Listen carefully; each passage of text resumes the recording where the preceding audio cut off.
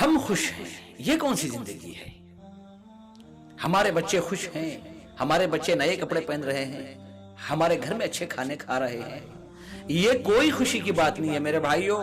ایسے بھی مظلوم، بیوہ، یتیم جو اچھا کھانے کے لیے، اچھا پہننے کے لیے ترس رہے ہیں، لیکن ہمیں معلوم نہیں ہے کہ کہاں۔ یہی ایک واقعہ جو میرے علم میں آیا ہے، ایک بیوہ تھی جس کے 2 بچے تھے۔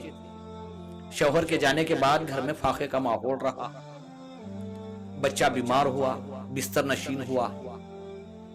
چھوٹی بہن نے ماں سے پوچھا، اماں بھائی کب مرے گا؟ اسے کیا پتا موت کیا ہوتی ہے۔ ماں نے کہا، بیٹی کیا بات کر رہی ہو، تیرے بابا کو گئے ابھی کچھ دن بھی نہیں ہوئے، ایسا کیوں کہہ رہی ہے؟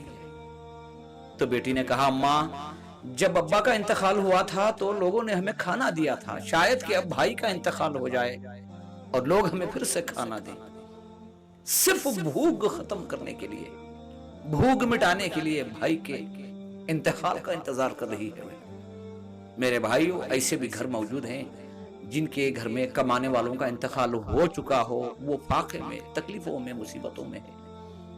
ہم خوش ہیں، یہ کوئی کمال نہیں۔ ہمارے ذریعے سے کوئی یتیم خوش ہو جائے، کوئی مجبور خوش ہو جائے، یہ اصل زندگی کا کمال ہے۔ ہم جس دنیا میں ہیں وہ عارضی زندگی، عارضی دنیا ہے، ختم ہو جانے والی نعمتیں ہیں۔ ایک مقام ہمارے سامنے آنے والا ہے جو آخرت کا۔ اگر ہم یہاں غریب، غربا، یتیم، مجبوروں کو پہچانیں گے، یقیناً اللہ اپنے فضل و کرم سے ہمیں ایک بہترین مقام مرنے کے بعد عطا کرے گا۔